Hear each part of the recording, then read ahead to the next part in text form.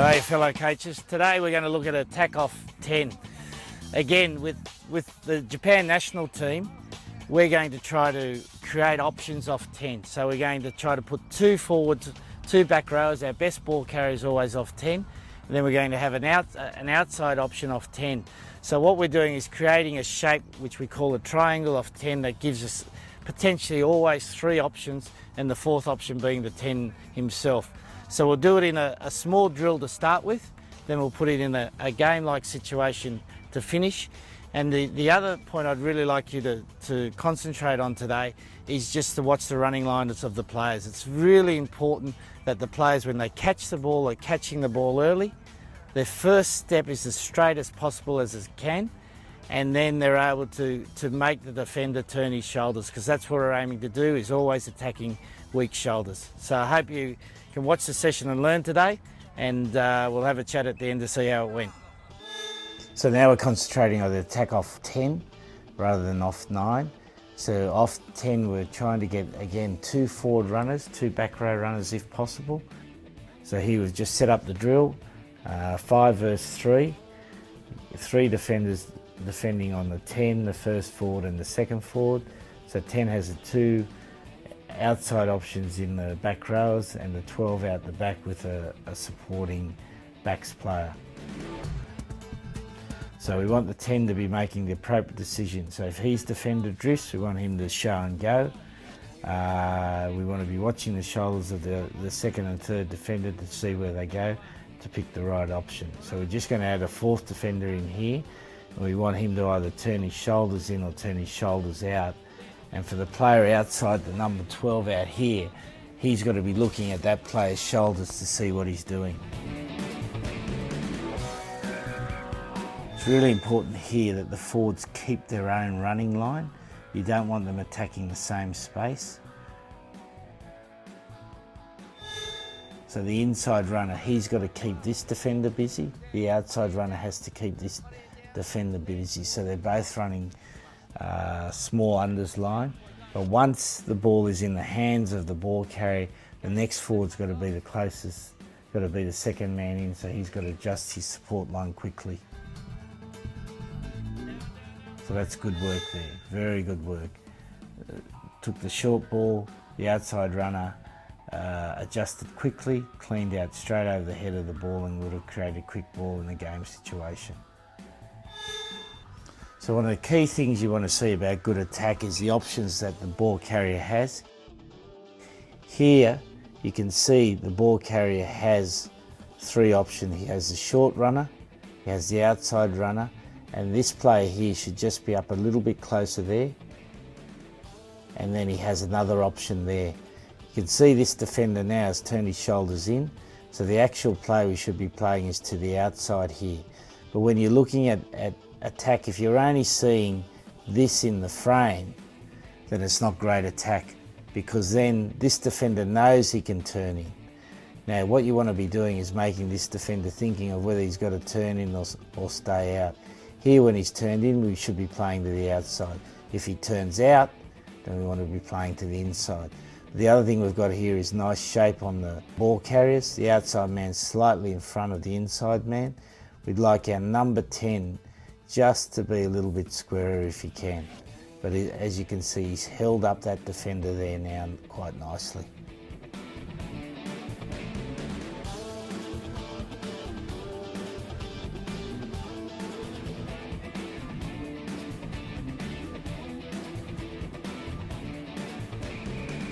So good option there, hit the runner running short.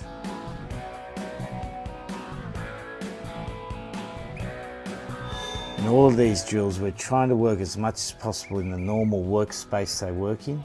So in the game situation, that's the space they'd normally receive the ball and how much time they'd have for the defender before the defence comes.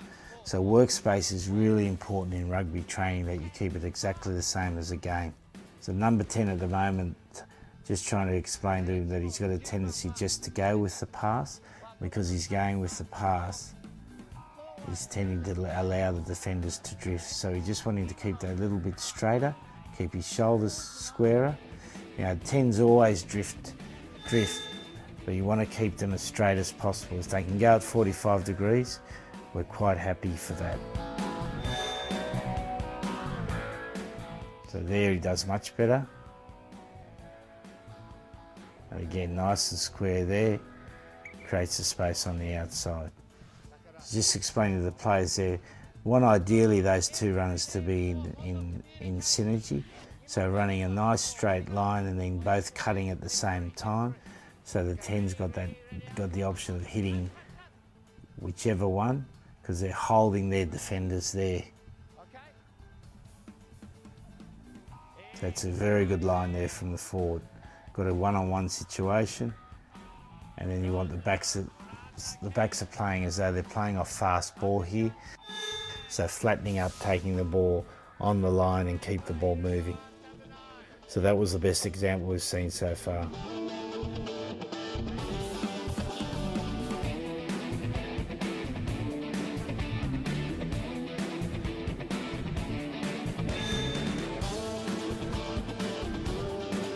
It's a good option there again.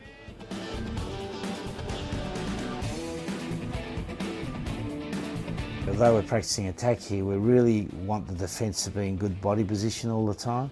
So getting their shoulders in the right position.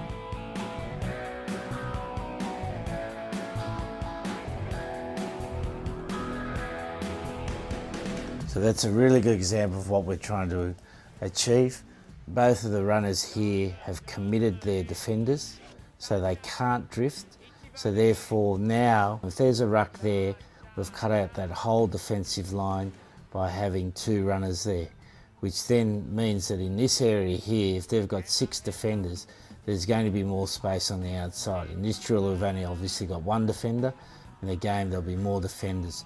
But that's exactly what we're trying to do. This ball receiver here's done reasonably well. We'd just like him to be a little bit squarer, but you can see he's going to commit this defender. And as we play, that creates a space on the outside. So that was really well executed. So that's the whole idea. What we're trying to do is compress the defence to create opportunities on the outside. But to compress the defence, you have to have your 10 in a position where he attracts the defender, and you have to have your runners square so they commit their defenders.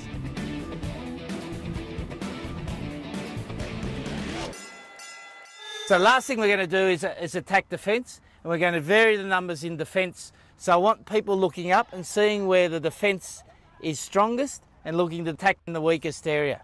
So what I'm doing is I'm varying the numbers between the defence in between the 10 and the forward runners and the defence on the outside. So I'm giving them signals with my hand, getting the defence to change accordingly, and then getting the attack to look up, make the call and then play it. So we want the players, as they turn around, to be looking to see what the defence line is doing, and particularly these players from the outside are the ones that should be calling on the inside where we want to attack to the number 10. The number 10 generally doesn't have the time or the space to be looking outside at these areas, so he needs the information from these guys out here. So this is quite a simple drill, but a very effective drill in learning where to attack the weakest part of the defence line.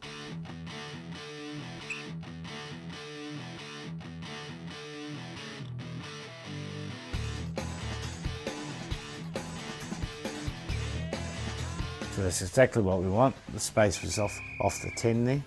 Again, it's quite simple at the moment, but we want the players reacting and looking up.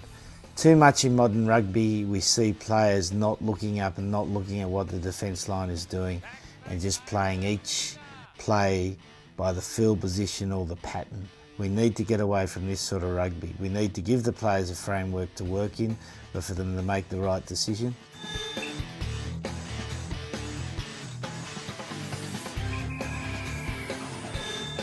Beautiful line there. Well done by the 10 and very good running lines for both the forwards there.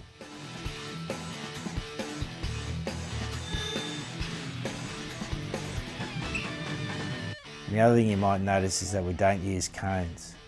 So again, they've gone to the outside there, which is again the right option. And the reason I don't use cones is because there's no cones on a rugby field. That's not to say it's wrong, but I like the players just to fill the space and work in the parameters of the players they're against.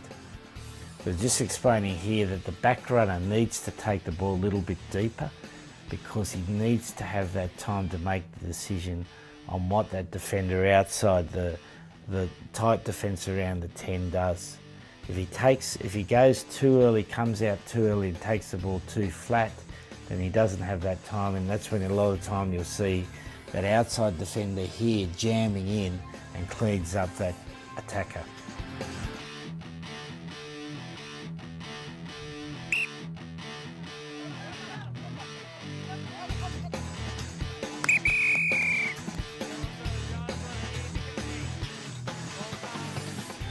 So again, good option there, ran the good line. Fence was thin around the 10. We're just going to play a game now to finish off, where every time the defence makes a tackle, the defender will drop out. So what we're trying to, again, getting the attack to do is to be looking at the defence line, looking to see where the space is, and as the numbers decrease, we should obviously get space on the outside, and therefore we want to be playing the outside option that we've just been practicing there. It's always a good thing, I think, from a coaching point of view to end the session on a game. So you put all what you've done in the session into a game so they can practice that skill.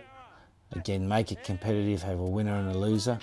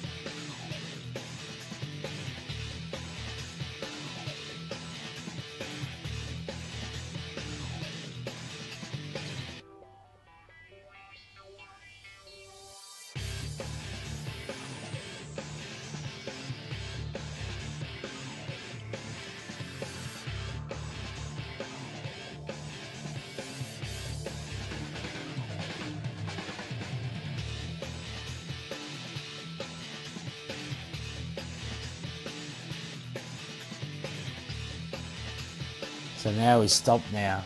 The yellow team have been able to keep the ball. So here we should have the two forward runners here. We've got three of them, which is not such a problem. But we need that back runner to be back here, so it's an option. As you can see, they've only got three defenders now. So what we want is the ball in this guy's hand because he's going to score. So we want the 10 to go to the line and commit this player, for this forward here to commit this player, and then for the ball to go outside, and we've got a 3-on-1. The option's not wrong because the player's in a good position, but the try-scoring option's on the outside, and what we want to be doing, and particularly it's so important in modern rugby, you take the opportunity when it is, and these guys here should have been yelling and screaming for the ball because there's no defence line at all. You know, and sometimes you see that in the game of rugby at the moment. You know, the sides have to keep chasing the ball, and then they've only got a defence line up to the 60% line on the field, and there's that option on the outside to attack with.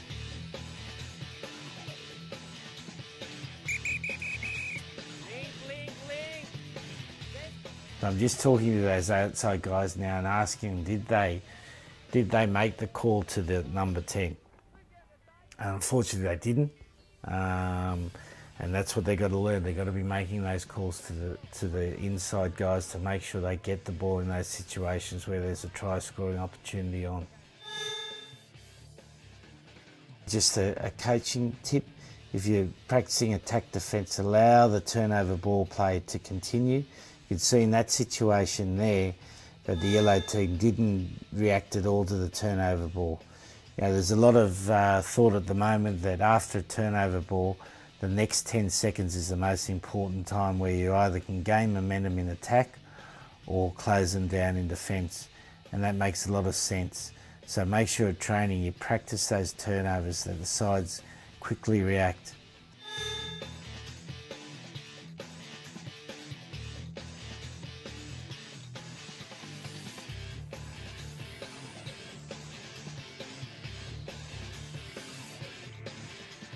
There's good shape there on that 10 runner there. Go, go. Wants to cut there. Work, work, work, work.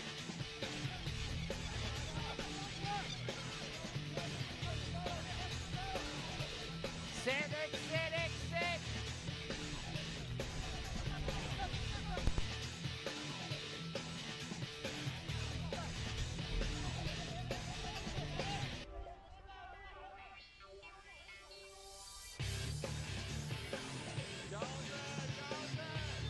Played a loop play there. Again, the outside runner was just a little bit flat on the ball.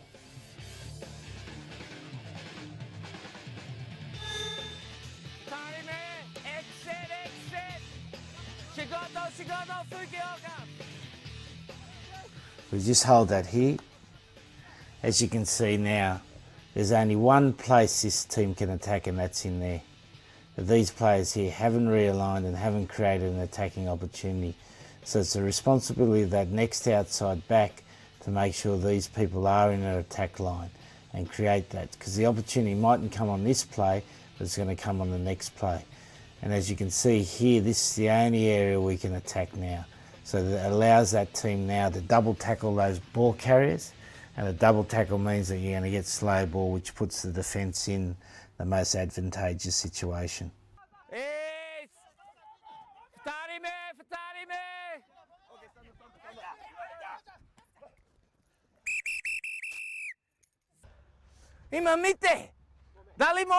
For the coaches, one of the most important things is sometimes you have to re-educate the players to play the game. Because rugby has become so structured with pattern plays, area management, field position, the importance of territory, players have lost the skill of being able to look at the opposition defence and knowing when to attack. And for attack to get better in rugby, we need that to happen. So you need to do small drills, but always finish up with games that create situations where the players are looking at the opposition and having to make decisions. Release, release. Play on. Hey, Joseph! We really encourage the players to make decisions, that the players need to make decisions because they've got to take the opportunities when they are available at the moment. You know, over the last 20 years, defences have improved much more than attack. And we need the attack to start improving, and that'll only come through the ability of players to be able to take the opportunities when they are.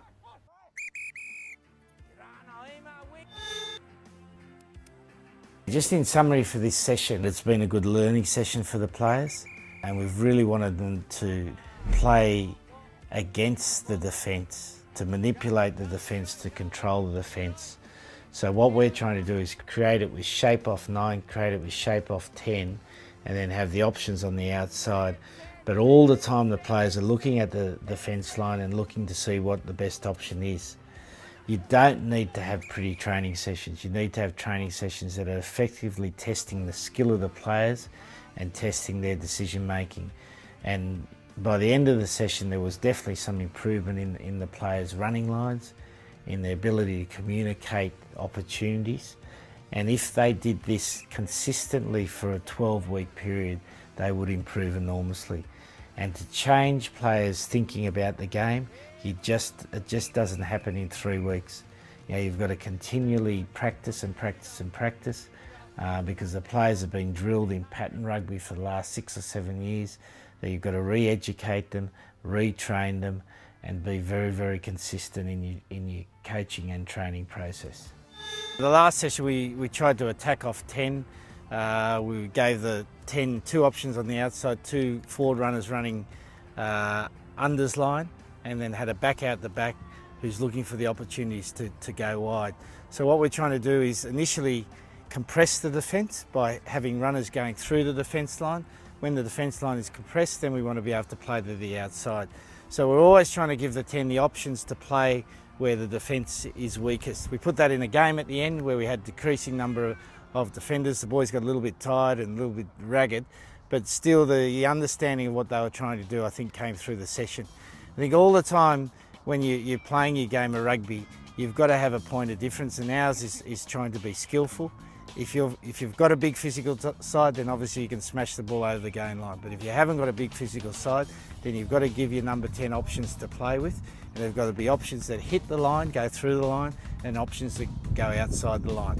So always try to get it firstly in a drill and then put it into a game so the players' understanding of it's much better.